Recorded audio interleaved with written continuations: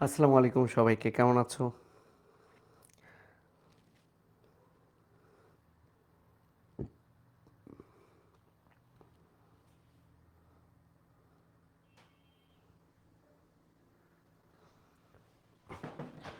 ওকে, আমার কথা শুনতে পাও কিনা একটু জানাও।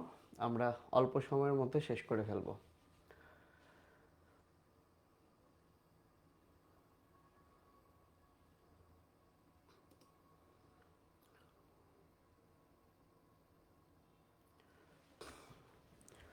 ওকে, মূলত আমরা সামনে ঢাকা বিশ্ববিদ্যালয়ের পরীক্ষা। সো সেখানে রিটেন পার্ট থাকে। সো এই রিটেন পার্টের উপর আবার 10 মার্ক থাকে, 4টা প্রশ্ন থাকে, প্রতিটা প্রশ্নের উপর 2.5 মার্কস করে থাকে। তো এই রিটেন পার্টেও কিন্তু 10 মার্ক, কোনোভাবে যদি 10 মার্কে 10-এ আমরা 10 পাই, 10-এ 10 পাওয়া কিন্তু পসিবল। এমসিকিউ ভুল হয়ে যেতে পারে, কিন্তু রিটেনে 10-এ 10 পাওয়া পসিবল। কারণ রিটেন দেখা গেল এমসিকিউ হয় কি, অন্য বই থেকে করতে পারে, যে তথ্যটা তোমার কাছে আননোন, কিন্তু রিটেন অন্য বই থেকে করার চান্স নাই। মানে রিটেনের যে টপিক, সেইটা তোমার আজমল স্যারের বইয়েই আছে, হাসান স্যারের বইয়েই আছে। এ কারণে আমরা যদি একটু রিটেন পার্টটুকুর দিকে নজর দিই ভালো করে, তাহলে আমরা যদি ঢাকা ভার্সিটিতে 10-এ 10 পাই, অনেক ভাই আছে ইঞ্জিনিয়ারিং প্রস্তুতি নেয়, তাদের বায়োলজি ভালো পড়া থাকে না, তো সেক্ষেত্রে দেখা গেল ফিজিক্স কেমিস্ট্রি ম্যাথ এত ভালো করছে, বায়োলজিতে ফেল করছে, এরকম আমি দেখেছি। সো রেজাল্টই আসে নাই, বা বায়োলজিতে মার্ক কম পাওয়ার কারণে ওভারঅল তার কিন্তু পজিশন অনেক পিছনে চলে যায়। তো আজকে মূলত আমি রক্ত এবং জিনতত্ত্ব বিবর্তন এই দুইটা চ্যাপ্টার নিয়ে আলোচনা করব। সো তোমরা অনেকেই এটাও বলছো যে আমার একটা বায়োফ্লাশ 43 পৃষ্ঠার একটা বই আছে, সেটার উপর আমি ম্যারাথন ক্লাস নিব। সো ম্যারাথন ক্লাসটা যেহেতু এখন আজকে থেকে টানা 16 তারিখ পর্যন্ত রাত 10টায় করে নেওয়ার কথা ছিল, বাট আজকে মেডিকেল ভর্তি পরীক্ষার কারণে ওই পরীক্ষার প্রশ্নগুলো তোলা সব মিলে একটু বিজি ছিলাম। সো কালকে থেকে আশা করছি যে রাত 10টায় আমরা শুরু করতে পারবো, আর যদি রাত 10টায় কালকেও সম্ভব না হয় আমি আগে জানিয়ে দিব। তবে প্রতিদিন 16 তারিখের মধ্যে আমরা এই 14টা চ্যাপ্টার একটু একটু করে হলেও গুছিয়ে দিব। এখন আমার একটা ম্যারাথন ক্লাস নেওয়ার কথা, যারা বায়োফ্লাশ কিনেছো। সো এই ক্লাসটা আমি আসলে পাবলিকলি নিব না, এই ক্লাসটার জন্য তোমরা যারা বায়োফ্লাশ কিনেছো, কেনার সময় দেখবা তোমরা একটা ফোনে কোড পেয়েছো, জয়নিং কোড পেয়েছো। সো আমি আজকে রাতে একটা গ্রুপ খুলবো, ফেসবুক গ্রুপ, প্রাইভেট গ্রুপ। সেই গ্রুপে তোমরা ওই জয়নিং কোডটা দিয়ে প্রবেশ করবা, এবং সেখানেই আমরা ম্যারাথন ক্লাস নিব। ম্যারাথন ক্লাস যদি কখনো একের অধিক লাগে, দুইটাও লাগে, সেটাও নিব। যেহেতু রাতের মধ্যে ক্লাস হচ্ছে,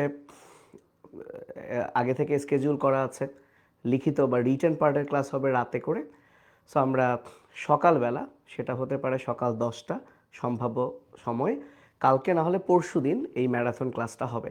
এবং যদি ওই একদিনের ম্যারাথন ক্লাসে শেষ না হয়, আমাদের মূলত জুওলজির ম্যারাথন ক্লাস বাকি আছে। অ্যাকচুয়ালি আমাদের যে 43 পৃষ্ঠার পিডিএফ বায়োফ্লাশ, সেই বইটা কিভাবে আসলে পড়বো, মূলত আমরা বই ধরে ধরে পড়াবো।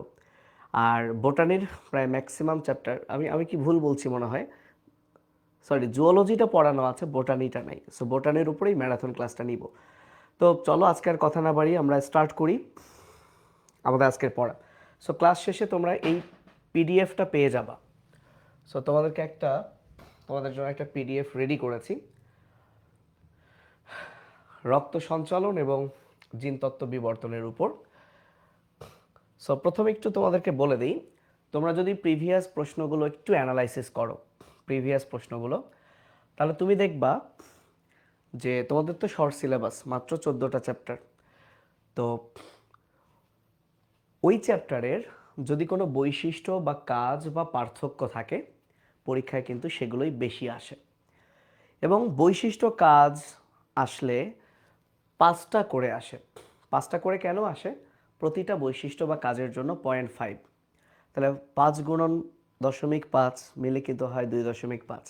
সো একটা প্রশ্নে যেহেতু 2.5 মার্কস, তো দেখা যায় যে বৈশিষ্ট্য কাজ যদি আসে 5টা করে। তো মজার বিষয় হলো সবগুলো চ্যাপ্টারে এত বেশি বৈশিষ্ট্য কাজ নাই, বাট আজকে আজকে আমরা যে চ্যাপ্টারটা পড়ব রক্ত সঞ্চালন, এখানে কিন্তু অনেক বৈশিষ্ট্য, অনেক কাজ আছে। পাশাপাশি পার্থক্যের যে ব্যাপারটা, কখনো 3টা, কখনো 4টা, কখনো 5টা পার্থক্য চাইতে পারে। তো এই কারণে মিনিমাম 5টা করে পয়েন্ট প্রতিটা পার্থক্যের মনে রাখা উচিত। সাথে কিছু সংজ্ঞা ব্যাখ্যা আসতে পারে, কিন্তু এটা খুবই কম।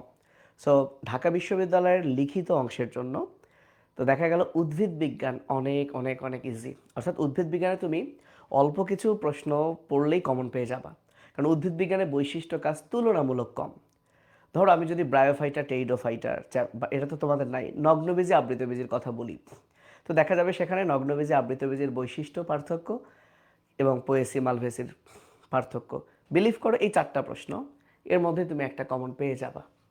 তো অনেক অনেক ইজি কিন্তু, বাট প্রাণীবিজ্ঞানে আমাকে একটু সময় দিতে হবে। তো চলো কথা না বলে আমরা স্টার্ট করি। এই চ্যাপ্টার থেকে রিটেন ঢাকা ভার্সিটিতে খুব একটা আসে নাই, মানে চোখে পড়ে নাই আমার। তো যদি এই চ্যাপ্টার থেকে আসে, তাহলে প্রথমেই যে লোহিত রক্তকণিকা, শ্বেত রক্তকণিকা, অনুচক্রিকা কিংবা রক্তরস কিংবা রক্ত, এই 5টা জিনিসের কাজ তোমাকে মনে রাখতে হবে। তো লোহিত রক্তকণিকার কাজ কয়টা করে মনে রাখতে হবে? 5টা করে। তো তোমরা বস দিয়ে মনে রাখতে পারো যে 3টা রক্তকণিকার মধ্যে বসকে লোহিত রক্তকণিকা। সো বস মানে দিয়ে তার 4টা কাজ। লোহিত রক্তকণিকা বহন করে, কি পরিবহন করে? অধিকাংশ অক্সিজেন, সামান্য কার্বন ডাইঅক্সাইড। এছাড়া তোমরা জানো যে লোহিত রক্তকণিকা বাফার রূপে কাজ করে। কেমিস্ট্রিতে তোমরা বাফার শিখেছো। এবং আমাদের যে ব্লাড গ্রুপের অ্যান্টিজেন, সেগুলোও কিন্তু লোহিত কণিকার মেমব্রেনে থাকে। এবং লোহিত কণিকা ভাঙলে হিমোগ্লোবিন, ওই হিমোগ্লোবিন ভাঙলে আমরা হিম আর গ্লোবিন পাই। তোমরা পরিপাক চ্যাপ্টারে পড়েছো, হিম ভেঙে আবার আয়রন আর বিলিভার্ডিন পাই, সেখান থেকে বিলিরুবিন। তার মানে 4টা কী কী বহন করছে? বাফার, ব্লাড গ্রুপিং, বিলিরুবিন এবং বিলিভার্ডিন। এই 4টা সাথে এরা সান্দ্রতা ও ঘনত্ব রক্ষা করে। তোমরা ফিজিক্সে সান্দ্রতা ব্যাপারটাও পড়েছো। যেহেতু লোহিত কণিকার সংখ্যা রক্তের মধ্যে অনেক বেশি, সো তরলের মধ্যে কঠিনের পরিমাণ যেহেতু অনেক বেশি, এই কঠিনটাই তরলের যাতায়াতে বাধা দেয়। সো এই বাধা দেওয়াটাই হচ্ছে সান্দ্রতা। তাহলে লোহিত কণিকার 5টা কাজ: বস পরিবহন করে, বহন; buffer blood grouping, bilirubin biliverdin তৈরি করে; আর সাথে সান্দ্রতা। এবার আসো, এই একই জিনিস কিন্তু তোমার এমসিকিউতেও কাজে লাগতে পারে। সো যখন আজকের ক্লাসটা তোমরা যারা বায়োফ্লাশের ম্যারাথন ক্লাসটা করবা, তোমরা অবশ্যই আজকের রিটেন ক্লাসটা কইরো। এর কারণ এই কাজগুলো যখন আমি ম্যারাথনে রিভাইজ করব, তখন এগুলো বলবো না, কারণ অলরেডি তো বলে ফেলছি, আজকে তো বলে ফেলছি। কারণ এই সপ্তাহটা আমি তোমাদের এই ঢাকা ভার্সিটি রিলেটেড ব্যাপার নিয়েই কথা বলবো। দেন ঢাকা ভার্সিটির এক্সাম শেষ হলে তারপরে যে ভার্সিটি আগে আগে আসবে সেটা নিয়ে এভাবে চেষ্টা করব যে যতটুকু পারি সময় দেওয়ার। চলে আসো শ্বেত রক্তকণিকার কাজ। এইটা একই সাথে তোমার এমসিকিউ এর জন্য ভয়াবহ ইম্পর্টেন্ট। তো 5টা শ্বেত রক্তকণিকা আছে, প্রতিটার একটা করে কাজ পড়বা, তাহলেই হয়ে গেল শ্বেত রক্তকণিকার 5টা কাজ। এবং এর মধ্যে আমরা সবাই জানি মণি, এই মণির কাজ হচ্ছে খাওয়া দাওয়া করা। অর্থাৎ ফ্যাগোসাইটোসিস করে যে শ্বেত রক্তকণিকা, সেটা হচ্ছে মণি, মনোসাইট আর নিউট্রোফিল। বেজোফিলের কাজ হচ্ছে তৈরি, বারবার পড়বা, বেজোফিল তৈরি করে। হেপারিন, হিস্টামিন হচ্ছে বেজোফিল। আর ইউসুফ ভাইয়ের মনে রাখবা অ্যালার্জি আছে, অথবা ইউসুফ ভাইয়ের কৃমি চুলকায়, এরকম কিছু একটা। সো ইউসুফ ভাইয়ের অ্যালার্জি, অর্থাৎ অ্যালার্জিতে সাড়া দেয় ইউসুফ। আর লিম্ফোসাইট অ্যান্টিবডি তৈরি করে, সবাই জানি। তাহলে মণি হচ্ছে খায়, ফ্যাগোসাইটোসিস করে মণি। বেজোফিল হচ্ছে দিয়ে যে দুইটা হেপারিন হিস্টামিন তৈরি করে বেজোফিল। ইউসুফ ভাইয়ের অ্যালার্জিতে সাড়া দেয় ইউসুফ ভাই, মানে ইউসোনোফিল। আর ফাইনালি লিম্ফোসাইট হচ্ছে অ্যান্টিবডি তৈরি করে, এজন্য এটাকে আণুবীক্ষণিক সৈনিকও বলা হয়। এবার আসো অনুচক্রিকার কাজ। অনুচক্রিকার যদি একটা কাজ লেখো, সেটা হলো রক্ত জমাট বাঁধা। তাহলে চিন্তা করো, রক্ত কখন জমাট বাঁধে? যখন রক্তকণিকার মানে রক্তনালীর ওই ভেতরের লেয়ারটা ছিঁড়ে যায়। এই ভেতরের লেয়ারটাকে বলে অ্যান্ডোথেলিয়াম। তো রক্ততঞ্চন হচ্ছে কখন? যখন রক্ত পড়ছে। এই রক্ত পড়ার সময় রক্তটা জমাট বাঁধাচ্ছে। তো রক্তটা জমাট বাঁধার জন্য যে অ্যান্ডোথেলিয়ামটা ক্ষতিগ্রস্ত হয়েছে, তাকেও আবার ঠিক করে, পুনর্গঠন করে। আমাদের যদি কোনো মানে হাত কেটে যায়, আমরা কিন্তু চিপে ধরি।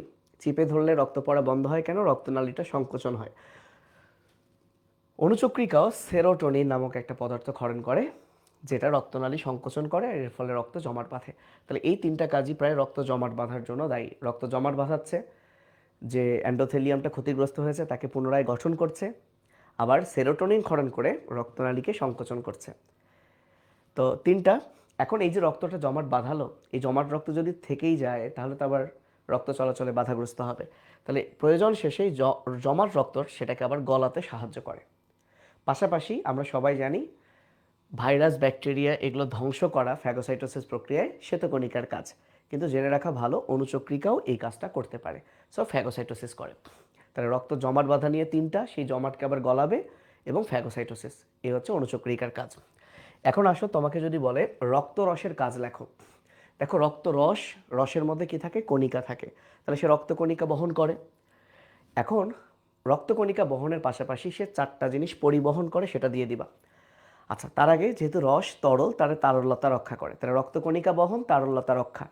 এখন দেখো রক্ত রসের মধ্যে কিন্তু ম্যাক্সিমাম কার্বন ডাইঅক্সাইড থাকে, অল্প অক্সিজেন থাকে।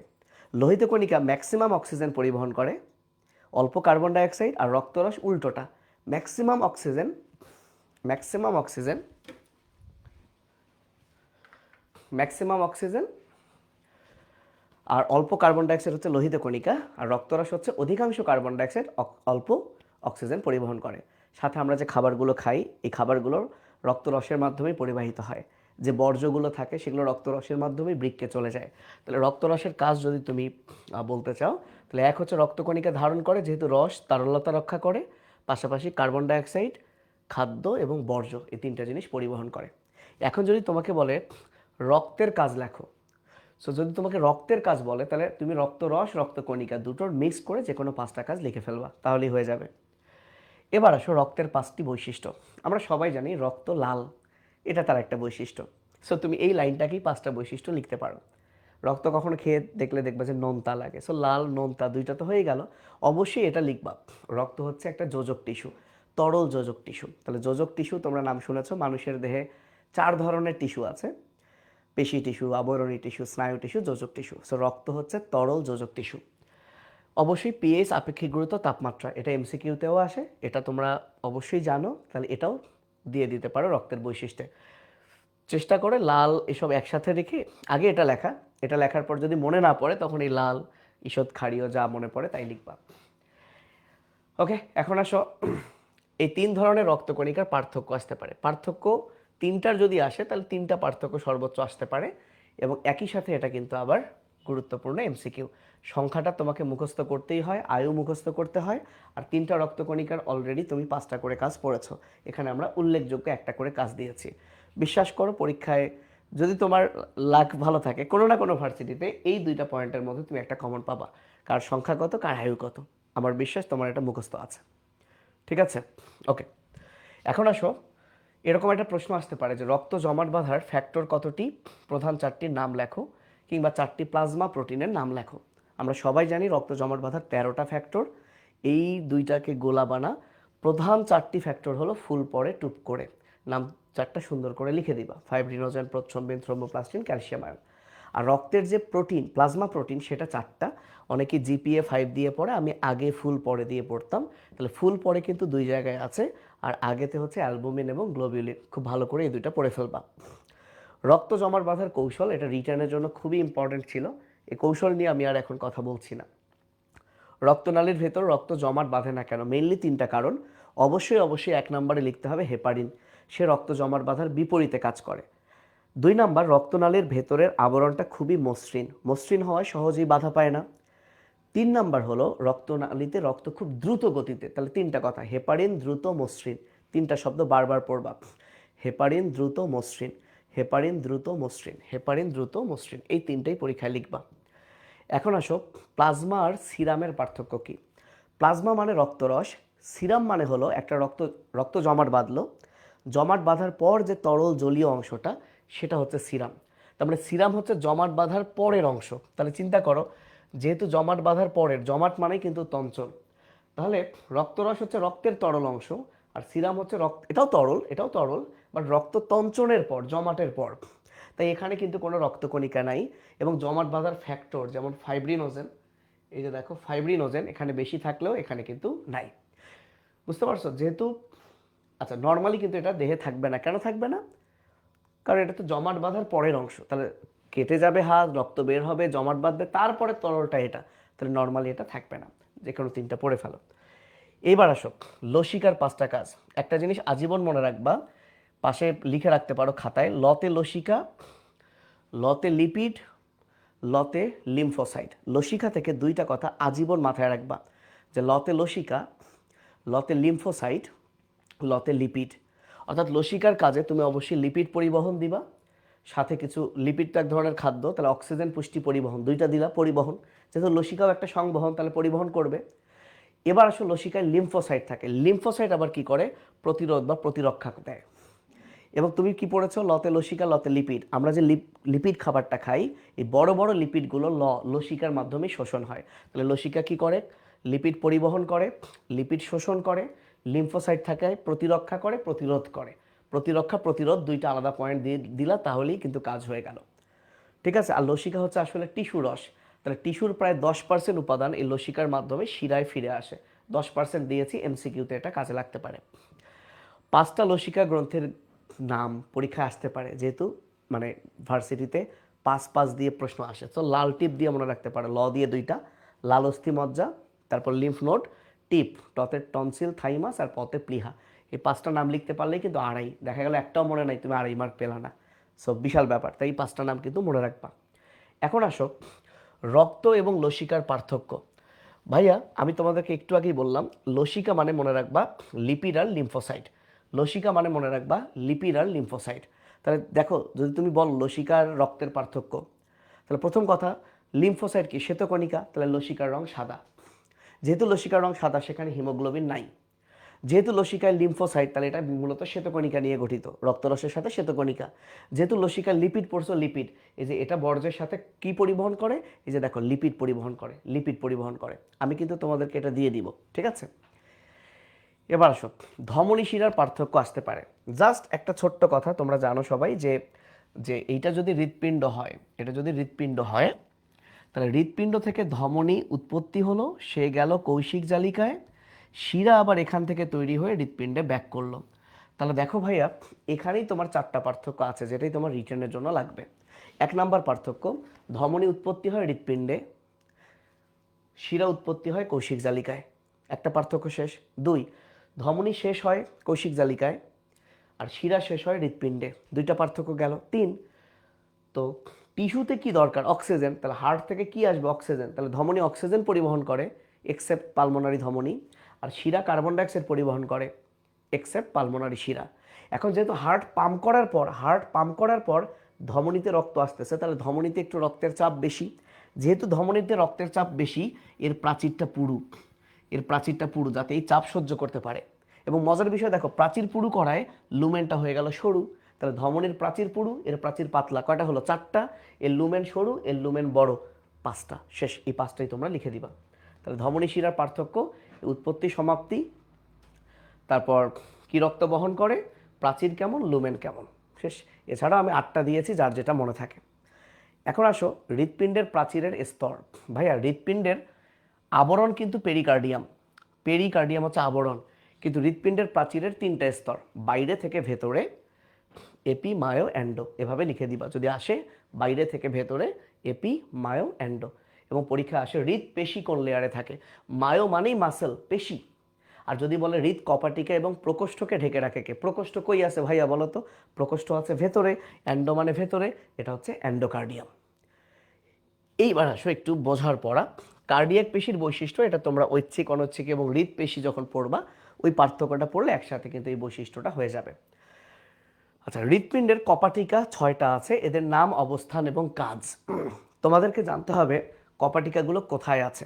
আমি যদি একটা হৃৎপিণ্ডের সহজ সরল ছবি আঁকি, তোমাদের নিশ্চয়ই এইটুকু জানা আছে। ধরো এরকম একটা সহজ হৃৎপিণ্ড আঁকলাম, তোমরা নিশ্চয়ই জানো যেটা নিলয়, এই যে সেটা নিচে, নিলয় নিচে, অলিন্দ উপরে, আর এই পাশটা হচ্ছে ডান, রাইট, এই পাশটা হচ্ছে ডান, তোমরা নিশ্চয়ই জানো। সো এটা হচ্ছে ডান অলিন্দ, তাহলে এটা ডান নিলয়, এটা হচ্ছে বাম অলিন্দ, বাম নিলয়। এখন খুবই কমন সেন্স, যেহেতু হৃৎপিণ্ড থেকে ধমনী বের হয়, ভালো করে বোঝার চেষ্টা করো এই ব্যাপারটা। তো হৃৎপিণ্ডের ব্যাপারটা হচ্ছে কি, অলিন্দে রক্ত আসে, মনে রাখবা অলিন্দে আসে, নিলয় থেকে নির্গত হয়। তার মানে রক্ত অলিন্দে আসবে, নিলয় থেকে বের হবে।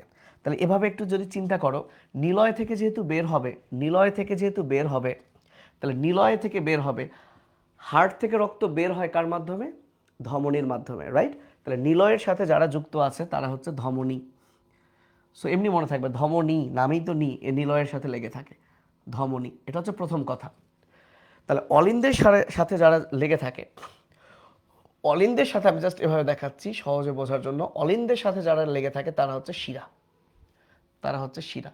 তাহলে প্রথমে এটা একদম মাথার মধ্যে গেঁথে রাখো, অলিন্দের সাথে আছে শিরা, অলিন্দের সাথে আছে শিরা, নিলয়ের সাথে ধমনী।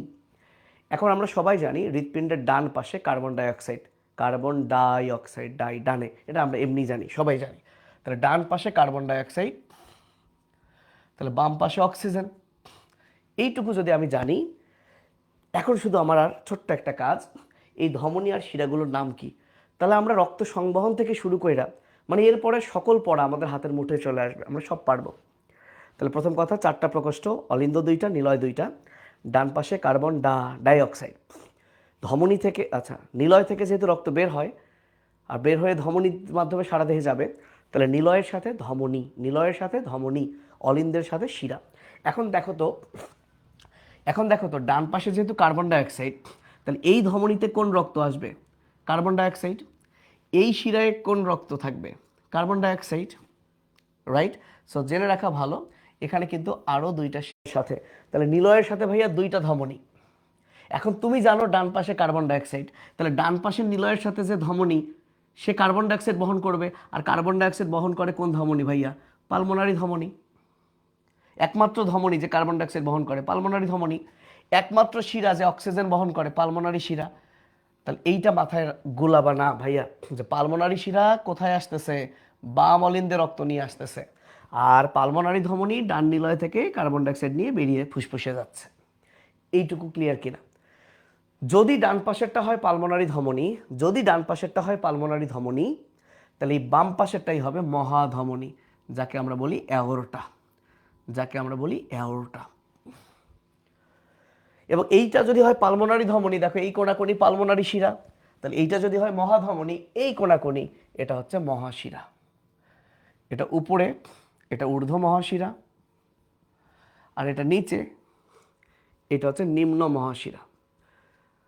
এইটা যদি তুমি না পারো, তোমার এই চ্যাপ্টারের পরের কিছুই বুঝবা না। আর এখানে আরেকটা শিরা আছে, করোনারি শিরা, করোনারি শিরা, যেটা হৃদ প্রাচীর বা হৃদপেশি থেকে রক্ত নিয়ে আসে, একে করোনারি সাইনাসও বলা হয়। আমি এই জিনিসটা আবার পরের পেজে একটু সামারি করি, দেখো, তাহলে দেখি তোমরা পারো কিনা। মেইন কথা এটা হচ্ছে হার্ট, এইটাকে বোঝো, তাহলে এই চ্যাপ্টারের নেক্সট পড়াগুলো শেষ। এই হার্টের, এটা অলিন্দ, এটা হচ্ছে নিলয়, ফাইন। এটা ডান পাশ, এটা বাম পাশ। তাহলে ডান পাশে আছে কার্বন ডাইঅক্সাইড, তাহলে নিলয়ের সাথে ধমনী, যেহেতু ডান পাশে কার্বন ডাইঅক্সাইড, তাহলে এটা পালমোনারি ধমনী, এটা পালমোনারি ধমনী, তাহলে এটা হচ্ছে পালমোনারি শিরা, পালমোনারি শিরা। এটুকু ক্লিয়ার? তাহলে এটা যদি পালমোনারি ধমনী হয়, এটাও ধমনী, কারণ নিলয়ের সাথে ধমনী, তাহলে এটা হচ্ছে মহাধমনী। তাহলে এই পাশে আছে মহাশিরা, আর মহাশিরা উপরে ঊর্ধ্ব মহাশিরা, নিচে নিম্ন মহাশিরা, এখানে আরেকটা আছে করোনারি শিরা। রক্তের গতিপথ কি? অলিন্দে আসবে, নিলয় থেকে বের হবে, তাহলে অলিন্দে শিরা থেকে আসবে, তাহলে শিরার মাধ্যমে রক্ত হার্টে আসবে, দেন অলিন্দ থেকে নিলয়ে যাবে, দেন নিলয় থেকে ধমনী হয়ে সারা দেহে যাবে। ফ্লোচার্টটা খেয়াল করো, শিরা থেকে অলিন্দে আসবে, অলিন্দ থেকে নিলয়, দেন নিলয় থেকে ধমনীর মাধ্যমে সারা দেহে। এই ব্যাপারটা শুধু মাথায় রাখো। এইবার দেখো তোমার কত কি পড়া হয়ে যাচ্ছে।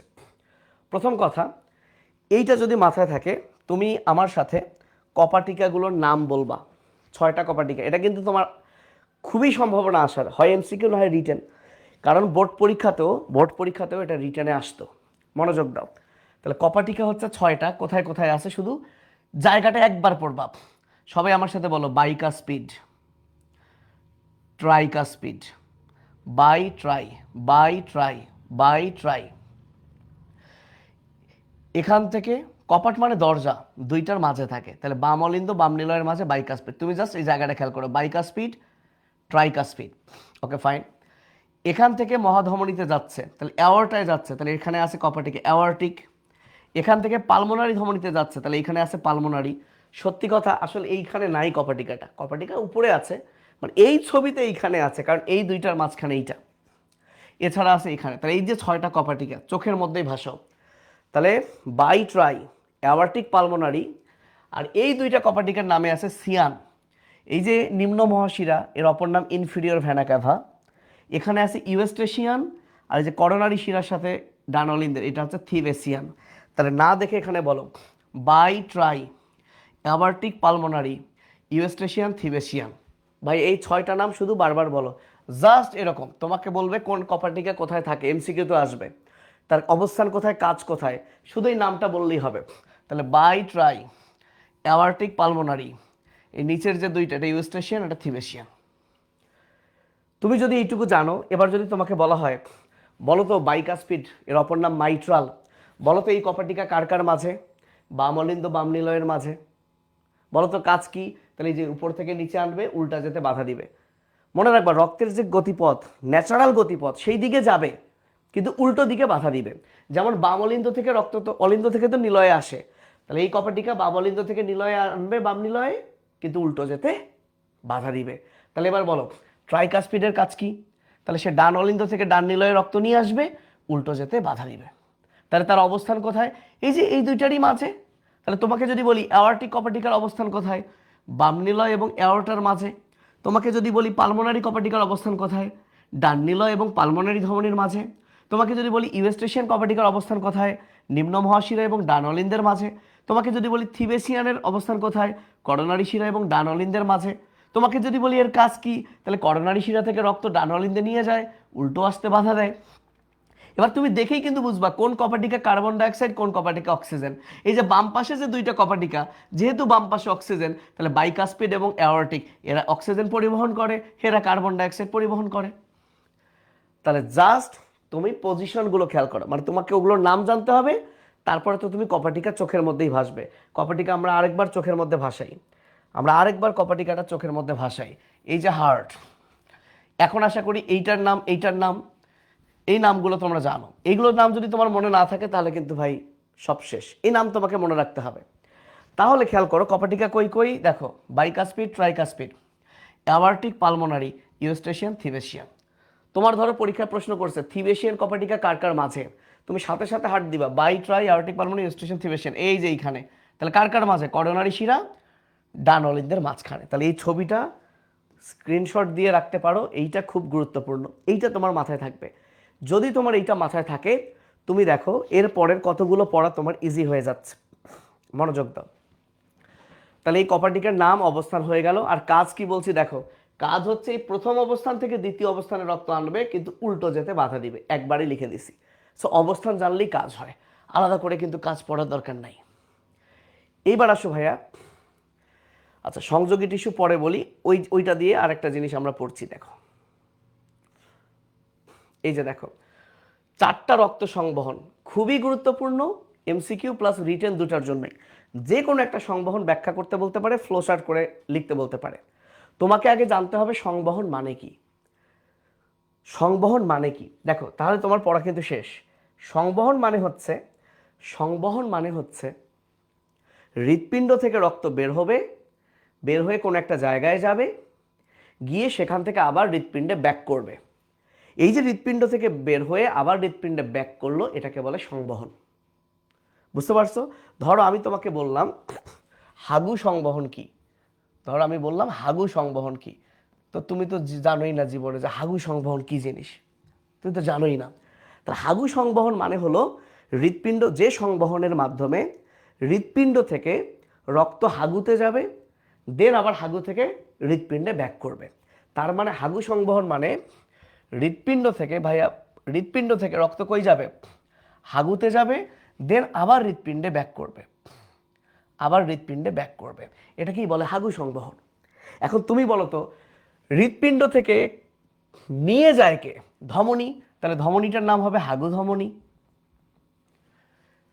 আবার সেখান থেকে হৃৎপিণ্ডে আসবে কে, শিরা, তাহলে শিরাটার নাম হবে হাগু শিরা, হাগু শিরা।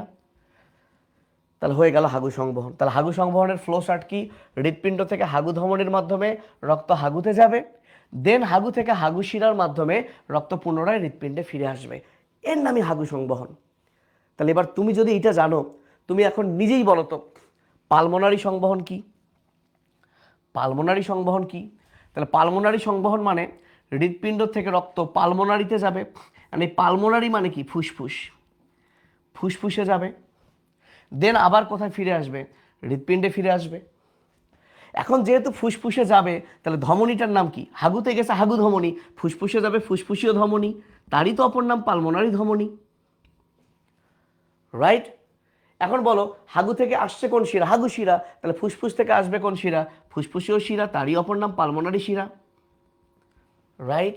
তাহলে তোমার যদি বলে পালমোনারি সংবহন রাখো, তাহলে যে সংবহনে রক্ত হৃৎপিণ্ড থেকে পালমোনারি ধমনীর মাধ্যমে ফুসফুসে যায় এবং অতঃপর পালমোনারি শিরার হয়ে পুনরায় হৃৎপিণ্ডে ফিরে আসে, তার নামই পালমোনারি সংবহন।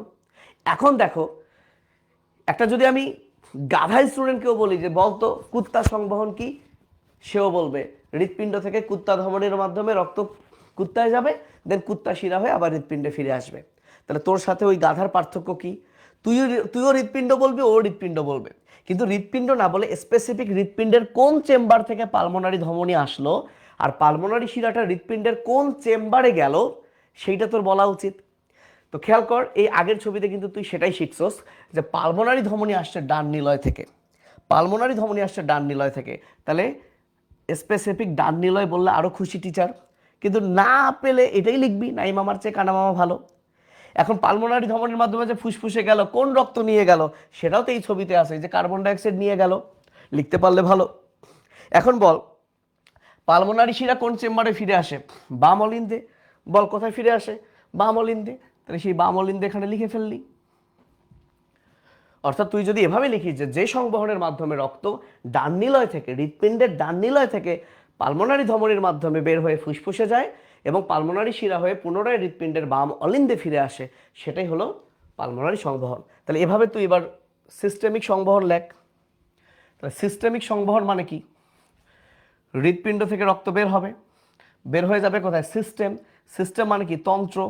এই যে অঙ্গতন্ত্রে যাবে, আবার ফিরে আসবে কোথায়? হৃৎপিণ্ডে। এখন অঙ্গতন্ত্রে যায় যে ধমনী, তার নাম সিস্টেমে যাচ্ছে, সিস্টেমিক ধমনী। আসলে এই অ্যাওরটা, হ্যাঁ, এই অ্যাওরটাই হলো সিস্টেমিক ধমনী, একেই বলে সিস্টেমিক ধমনী। তাহলে যেটা মহাধমনী সেটাই হলো সিস্টেমিক ধমনী, তার মানে এখানে হবে মহাধমনী, বা তুমি সিস্টেমিক ধমনী যাই লেখো। তাহলে মহাধমনী যদি ঢুকে বের হবে কোন শিরা? মহাশিরা।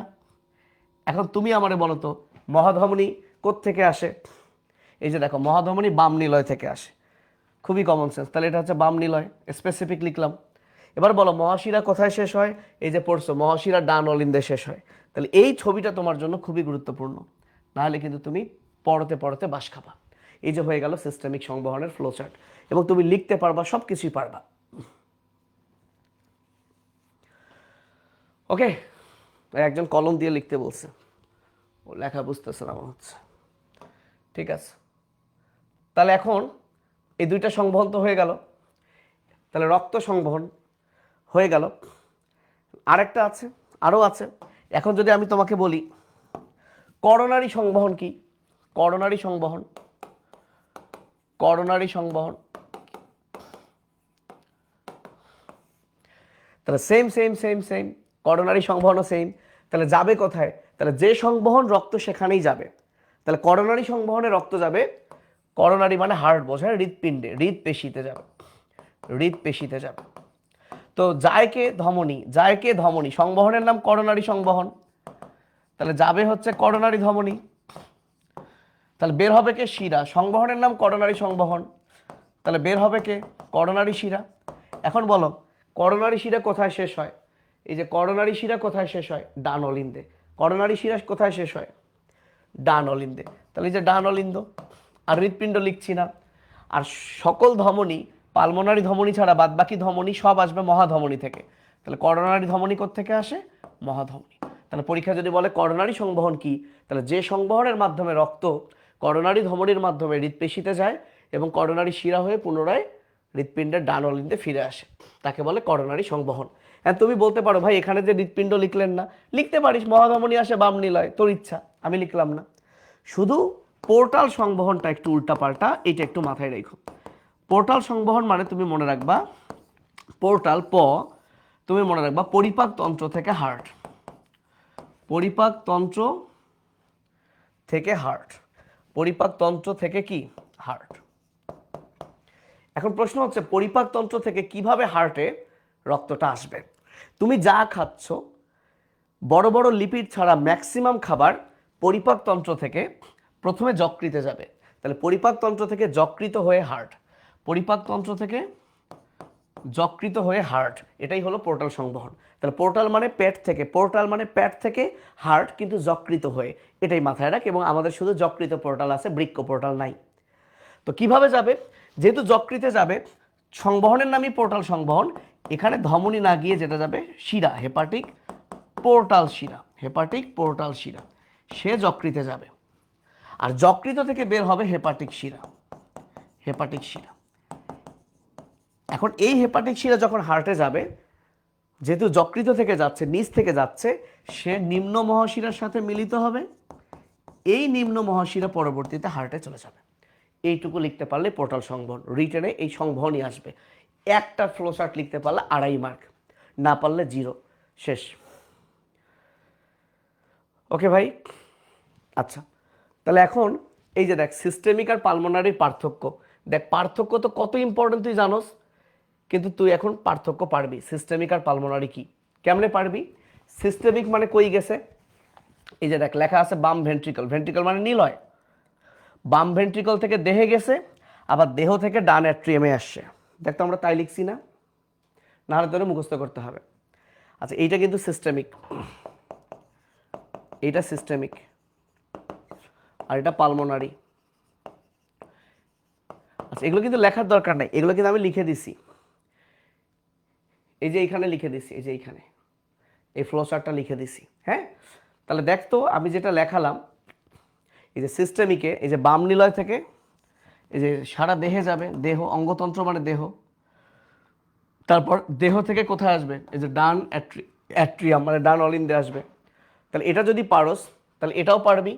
তাহলে পালমোনারি সংবহন এখান থেকে বলো, এই ডান নিলয়, নিলয় মানে ভেন্ট্রিকল, ওখানে ইংলিশে লিখছে, তাহলে ডান নিলয় থেকে ফুসফুসে যাবে, ফুসফুস থেকে এবার কোথায় আসবে, বাম অ্যাট্রিয়াম, এই যে দেখো ফুসফুস থেকে বাম অ্যাট্রিয়াম, রাইট। এখন কোন রক্ত নিয়ে যাবে, কোন রক্ত নিয়ে আসবে, তোমরাই বলো, তোমরাই বলো। পালমোনারি ধমনী কি রক্ত বহন করে, কার্বন ডাইঅক্সাইড, তাহলে কার্বন ডাইঅক্সাইড নিয়ে যাবে, অক্সিজেন নিয়ে আসবে। আর মহাধমনী কি বহন করে, অক্সিজেন। ভাবতে পারো ভাইয়া মহাধমনী কেমনে অক্সিজেন, এই যে ভাই দেখাই তো যাচ্ছে মহাধমনী, তাহলে এটা অক্সিজেন, পালমোনারি ধমনী এটা কার্বন ডাইঅক্সাইড। তাহলে মহাধমনী অক্সিজেন নিয়ে যাবে, তাহলে ওটা কার্বন ডাইঅক্সাইড নিয়ে ফিরবে, এই যে মহাশিরা কার্বন ডাইঅক্সাইড নিয়ে ফিরবে। তাহলে এটাও পারছি পার্থক্য। তাহলে সিস্টেমিক সংবহন করে কি, দেহে পুষ্টি নিয়ে যায়, আর পালমোনারি সংবহন করে কি, সে কার্বন ডাইঅক্সাইড নিয়ে গেল ফুসফুসে, উদ্দেশ্য কি, ওখান থেকে অক্সিজেন নিবে, ওখান থেকে অক্সিজেন নিবে। তাহলে এই তিনটা মোটামুটি পড়ে ফেলবা, তিনটা করে পার্থক্য পড়ে ফেলবা। ওকে, তাহলে দেখো এই পার্থক্য হয়ে গেল, তো মেইন পড়া হয়ে গেছে। এবার এইখানে একটা কথা বলি, এইটা ভয়ঙ্কর ইম্পর্টেন্ট। তুমি যদি তোমার কোনো ভার্সিটিতে এইটা কমন না পাও, এইটা যদি তুমি কমন না পাও, আমারে কইও, কোনো না কোনো ভার্সিটিতে তুমি পাবাই, আমি জানি না কোন ভার্সিটিতে। এই যে সময়, তো ভাইয়া সিস্টল মানে সংকোচন, সবসময় মনে রাখবা, স বুঝছো, স সিস্টল সংকোচন, সিস্টল সংকোচন। তাহলে ডায়াস্টল কি, ডায়াস্টল হচ্ছে প্রসারণ, ডায়াস্টল হচ্ছে প্রসারণ। তাহলে সিস্টল সংকোচন, ডায়াস্টল প্রসারণ, ক্লিয়ার। এখন আসো হার্টবিট কি, যখন হার্ট একবার সিস্টল সংকোচন করে, একবার প্রসারণ করে, ডায়াস্টল করে, তখন তুমি যে এইখানে হার্ট দাও, এখানে হাত দাও, দেখবে যে ধাক ধাক, এই প্রত্যেকটা ধাক হলো হার্টবিট। তাহলে একটা হার্টবিটে তোমার হার্ট একবার সিস্টল হয়, একবার ডায়াস্টল হয়। তাহলে হার্টবিট কি, হার্টবিট কি, একবার সিস্টল এবং একবার ডায়াস্টলকে একত্রে বলে হার্টবিট। এবং এই হার্টবিটের সময়, এই প্রতিটা হার্টবিট সম্পন্ন করতে যে সিস্টল আর ডায়াস্টল যে চক্রাকারে কিছু ঘটনা ঘটে, সেটার নামই কার্ডিয়াক চক্র। তার মানে একদম মাথায় গেঁথে রাখো, একটা হার্ট বিট তৈরি হওয়াতে যে চক্রাকারে ঘটনা ঘটে, সেটাই কার্ডিয়াক চক্র। এবং এই কার্ডিয়াক চক্রের সময়কালটা হচ্ছে 0.8 সেকেন্ড, 0.8 সেকেন্ড, ভয়ঙ্কর ইম্পর্টেন্ট।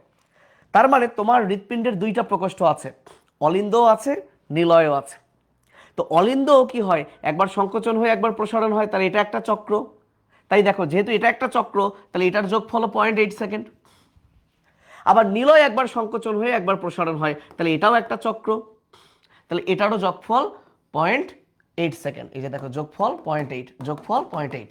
এন্ড কার কত, দেখো এখানে সংখ্যা আছে 1 3 5 7, সংখ্যা আছে 1 3 5 7।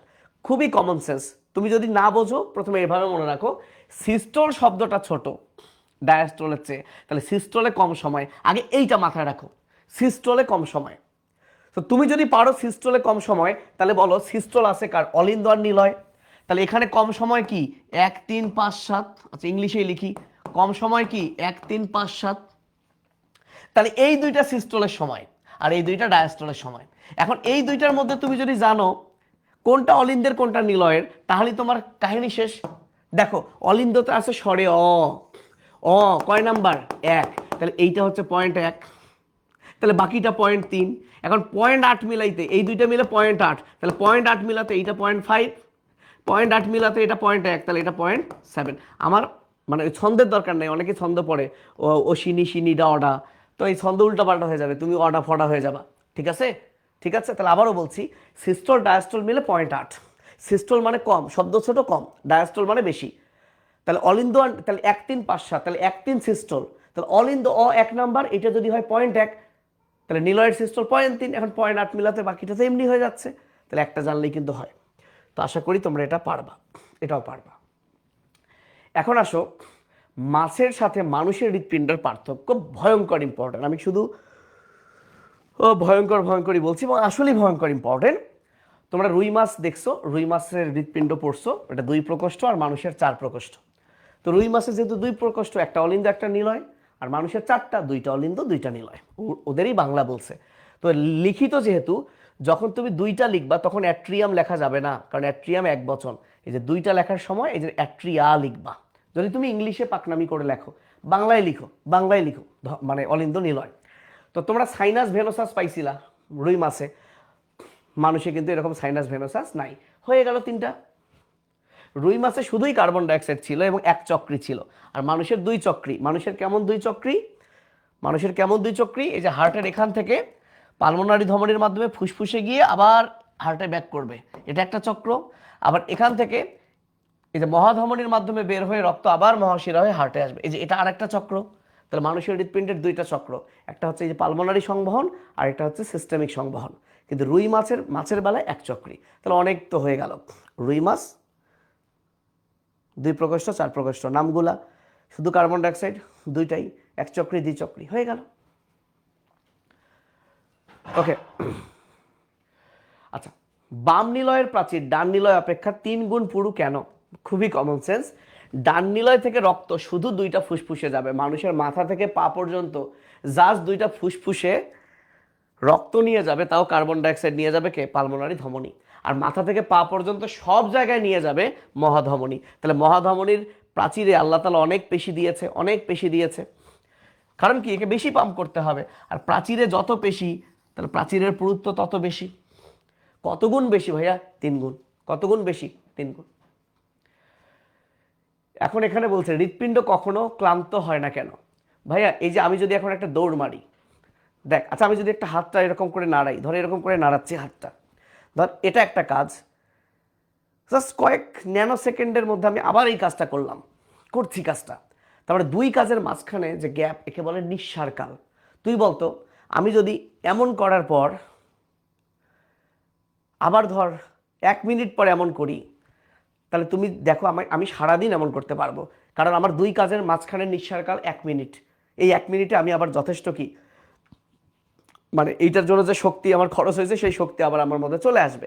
কিন্তু আমি যদি 1 সেকেন্ডও গ্যাপ না দিই নিঃসারকাল, তাহলে এই যে 2 মাঝখানে যদি নিঃসারকাল আমার খুবই কম হয়, তাহলে এই যে এই কাজের জন্য যে আমার এটিপি খরচ হলো, এই এটিপি বানানোর জন্য তো আমি টাইম পাচ্ছি না, এবং একটা সময় দেখবা যে এভাবে কাজ করে করে আমি ক্লান্ত হয়ে যাব।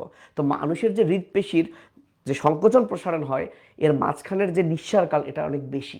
বেশি হওয়ায় সে কী করতে পারে? এই নিঃসারকালের সময়টাতে সে আবার কি পুনরায় মানে যে শক্তিটা খরচ করলে এটা বানিয়ে নিতে পারে। এই জন্য সে সহজেই কিন্তু ক্লান্ত হয় না, অবসন্ন হয় না। আচ্ছা, প্রায় শেষের দিকে আসছি। রক্ত, জাংশনাল টিস্যু বা সংযোগী কলা, এই 4টার নাম আর অবস্থান লাগবে। তুমি জাস্ট একটা কাজ করবা, সেটা হলো এখানে আমি আর গোলমাল না দিচ্ছি, গোলমাল না করি। এই জায়গায় একটা আমি যদি আবার সেই হাড়টা কি, তোমার নিশ্চয়ই এখন এটা ঊর্ধ্ব মহাশিরা, নামগুলো মনে আছে। এটা হচ্ছে অলিন্দ, 2টা অলিন্দের মাঝখানে এটা আন্ত অলিন্দ পর্দা, ঠিক আছে, এটা হচ্ছে আন্ত অলিন্দ পর্দা, আন্ত অলিন্দ পর্দা। এইটা হচ্ছে আন্তঃনিলয় পর্দা, আন্তঃনিলয় পর্দা। আর মাঝখানের এইটা উপরে অলিন্দ নিচে নিলয়, তাহলে এটা অলিন্দ নিলয় পর্দা, উপরে অলিন্দ নিচে নিলয়, অলিন্দ নিলয় পর্দা।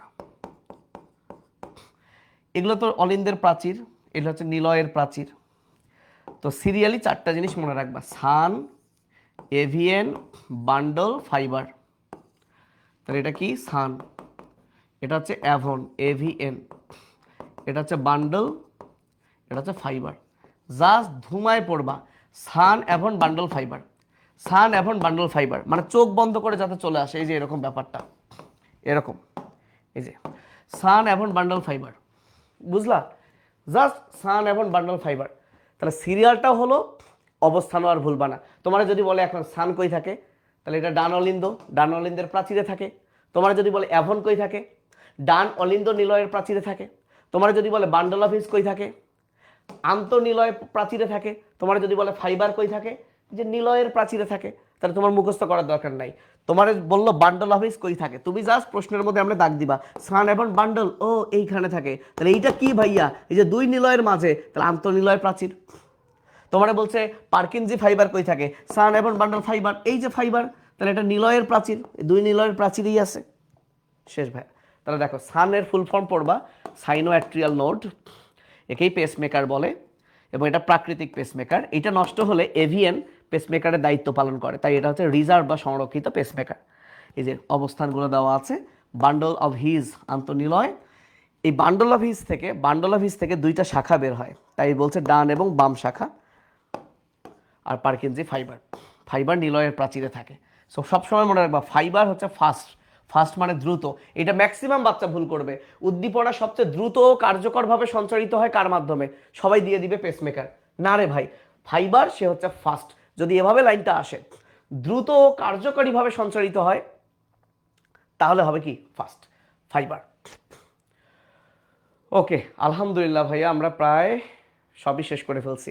তাহলে এই ছিল আমাদের রক্ত। এরপরে কিছু ইজি ব্যাপার আছে, যে ইজি ব্যাপার মানে কি, বুকে ব্যথা হচ্ছে, এর 5টা কারণ কি। সো প্লিউরিসি, ফুসফুসের বুকে ব্যথা যে সবসময় হার্টের কারণে হবে তা না, ফুসফুসের আবরণের সমস্যা, নিউমোনিয়া হলে ফুসফুসের সমস্যা, বুকে ব্যথা। পালমোনারি এম্বোলিজম, পালমোনারি ধমনীতে কিছু জমবে। এটা বানান ভুল হয়েছে, এটা কি লিখছি আমি, কষ্ট মানে পরশুকা, বুঝছো? কষ্ট মানে পরশুকা, আর কন্ড্র মানে হচ্ছে তরুণাস্থি। তাহলে পরশুকা এবং তরুণাস্থিতে যদি ইনফেকশন হয়, কন্ড্রাইটিস, এখানে এটা হবে না, দূর। আচ্ছা, বইয়ে আছে, এটা ঠিক করে নিও, কষ্ট কন্ড্রাইটিস। পরশুকা যদি ভেঙে যায়, বুকে ব্যথা হবে। 5টি কার্ডিওভাস্কুলার রোগের নাম লেখো। একটা তো করোনারি হৃদরোগ, জানো, হার্ট বড় হইতে পারে, মেগা, হার্টের ভেসেলের সমস্যা হইতে পারে। কনজেনিটাল মানে জন্মগত, হার্টের যে পেরিকার্ডিয়াম সেখানে ইনফেকশন হইতে পারে।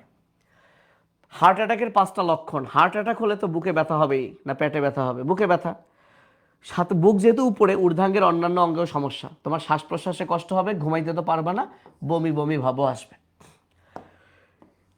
যদি বলে করোনারি হৃদরোগের ঝুঁকি কি, সিগারেট খাওয়া, কোলেস্টেরল বেড়ে গেছে, উচ্চ রক্তচাপ হয়েছে, ডায়াবেটিস, মোটা হয়েছস, এই 5টা কথা মুখস্থ করবি। হৃদরোগ নির্ণয়ের জন্য ইসিজি করবি, এটা হচ্ছে প্রাথমিক, ভয়ঙ্কর ইম্পর্টেন্ট। তো হৃদরোগ হয়েছে কিনা প্রাথমিকভাবে জানবি কি দিয়ে? ইসিজি। এছাড়া ইটিটি, অ্যানজিওগ্রাম, রক্তনালীতে ব্লক আছে কিনা, ট্রোপোনিন, নি, হার্ট অ্যাটাক নিশ্চিত হয়েছে কিনা, নিশ্চিত হওয়ার জন্য এই যে নিন নিশ্চিত। এছাড়া বুকের এক্সরে করবি।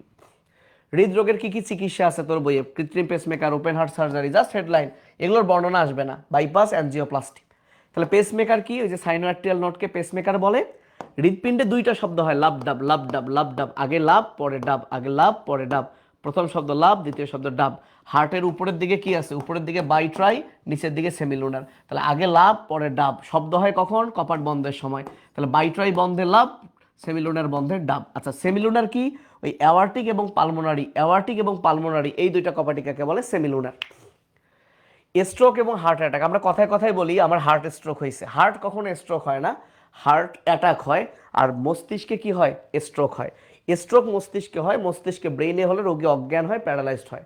কিন্তু হার্ট অ্যাটাক হলে রোগী অজ্ঞানও হয় না, প্যারালাইজড হয় না, এই 3টা পার্থক্য পড়ে ফেলবি। আচ্ছা, এখন ভাবতে পারি জিনতত্ত্ব বিবর্তনে আসলে কিছু নাই কেন।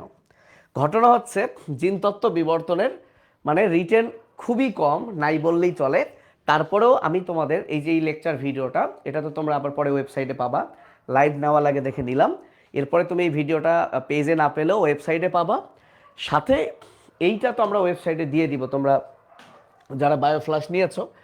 এইখানে আমরা জিনতত্ত্ব বিবর্তনের মানে ক্লাসটা আমি রেকর্ডেড দিব। কি হয়েছে, আমি আজকে এই পুরো জিনিসটা তোমাদের জন্য আমি নিজে আজকের হাতে লিখছি। আবার তোমরা দেখছো আমাদের পেজে কি হয়েছে, ওই মেডিকেলের প্রশ্নগুলো আবার আমরা টাইপ করছি, পুরোটাই টাইপ করে একটু ব্যাখ্যা দেওয়ার চেষ্টা করছি, সময় পাই নাই। আমি যে ফিজিক্স কেমিস্ট্রি শোনো ভালো করে, ফিজিক্স কেমিস্ট্রি তোমরা জানো কি না, বায়োলজি ফিনিশিং টাচ নামে আমার বই আছে। বায়োলজি ফিনিশিং টাচের পেজ বাই পেজ, তুমি বলতে পারো প্রশ্ন সহজ, ভালো করে শোনো, এ ভাই প্রশ্ন সহজ, সব বই থেকেই কমন। জি, সব বই থেকেই কমন, কিন্তু বাংলাদেশের সব বইয়ের বায়োলজির পৃষ্ঠা গণো তো, তুমি রয়্যাল গাইডের বায়োলজির পৃষ্ঠা গণো, অন্যান্য গাইডের পৃষ্ঠা গণো, তুমি হাসান আজমল মিলে গণো 1100 পৃষ্ঠা, তো 1100 পৃষ্ঠা থেকে সব কমন, আর আমার 284 পৃষ্ঠা থেকে সব কমন। সো এটার পার্থক্য আছে না, তুই 284 পেরে। আমার বই থেকে এমন একটা প্রশ্ন ছিল, ডিএনএ ভাইরাস, সাইমিয়ান ভাইরাস, এটা কিন্তু হাসান স্যারে নাই, কিন্তু আমার ফিনিশিং টাচে কিন্তু আছে। বুঝতে পারছো, শুধু আমার ফিনিশিং টাচে 2টা প্রশ্ন নাই, বলেই দেই। সেটা হচ্ছে ডেন্টাল মেডিকেল একসাথে হওয়ায় দাঁতের গঠন থেকে প্রশ্ন আসছে, কিন্তু এটা যারা একদমই চালাক, দাঁতের কোথায় রক্তনালী থাকে, ওই যে দাঁতের যে শক্ত আবরণ, তো তুমি দেখো তোমার আজমল স্যারে তো দাঁতের গঠন নিয়ে পড়া নাই, যেটা তুমি 9-10-এ পড়ছো, এই 2টা ছিল না। এবং তোমাদেরকে একটা ইন্টারেস্টিং তথ্য দেই, তোমাদের আমি 43 পেজের শিট দিছি না বায়োফ্লাশ, এই 43 পেজের শিটটা তো শর্ট সিলেবাসের।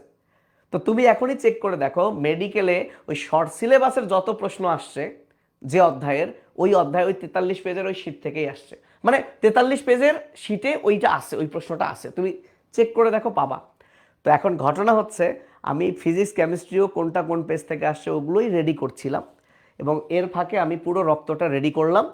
তো জিনতত্ত্বের খুব বেশি নাই, আমি জিনতত্ত্ব একটা রেকর্ড করে 10-15, কারণ এইটা যদি আমি নেক্সট দিন নিতে চাই হবে না, নেক্সট দিন আবার আমাদের আলাদা আছে। এবং আমরা এই 5টা ক্লাস নিব 12 থেকে 17, এর মাঝে আর একজন টিচার, যশোরের একজন বিখ্যাত টিচার, সে একটা ক্লাস নেবে। আমি তাকে রিকোয়েস্ট করেছি যে ভাই তুমি আমার একটা ক্লাস নিয়ে দিও, তো সে আশা প্রকাশ করছে, সে এরকম একটা পিডিএফ সাজাচ্ছে, সে একটা ক্লাস নেবে। তো এই হচ্ছে আমরা 5টা ক্লাস নিব ইনশাল্লাহ। তো জিনতত্ত্ব বিবর্তনের আমি এই যে তোমাদের ক্লাসটা শেষ করে তোমাদের টাইম নষ্ট করব না, এখন আমি না ঘুমায়, বউ বাচ্চা ঘুমাচ্ছে, আমি তোমাদের জন্য আবার কি করব, এই জিনতত্ত্ব বিবর্তনের এই যে বাকি অংশ, জিনতত্ত্ব বিবর্তন থেকে এ পর্যন্ত ঢাকা ভার্সিটিতে 21-22-এ একটা প্রশ্ন আসছিল, বিবর্তনের সপক্ষে 5টি প্রমাণ উল্লেখ করো। দেখো বর্ণনা না, কিন্তু ওই যে জীবাশ্ম ঘটিত প্রমাণ, এই অঙ্গ সংস্থানিক প্রমাণ, জাস্ট 5টা নাম। কিন্তু চিন্তা করো ভাই, এই 5টা হেডলাইন লিখলেই 2.5 মার্ক, আর না লিখতে পারলে 0 মার্ক। এই 10 মার্ক না পেলে বাকি 20-এর মধ্যে যদি তুমি ভাইয়া 5-6 পাও বা 7-8 পাও, তাহলে তো তুমি চান্সই পাইলা না ঢাকা ভার্সিটিতে। এই দেখো প্লাটিপাস কেন জীবন্ত জীবাশ্ম ব্যাখ্যা করো, জীবিত জীবাশ্ম ব্যাখ্যা করো, এরকম আর 7-8টা প্রশ্ন আছে, সেইটার আমি আনসার দিয়ে তোমাদেরকে ওয়েবসাইটে আগে দিয়ে দিব আজকে। এরপরে আমি একটা রেকর্ড ক্লাস দিয়ে দিব, এবং কালকে তো আবার কি ক্লাস হবে কে নিবে আমরা আপডেট দিয়ে দিব। তোমরা আমাদের ফাহাদ একাডেমি ফর বায়োলজিতে থাকো। সো তোমরা এখন পর্যন্ত অনেকেই দেখছো, thank you so much, thank you so much, thank you so much. So ভালো থেকো, এগুলো সব কিছুই তোমরা আপডেট পাবা।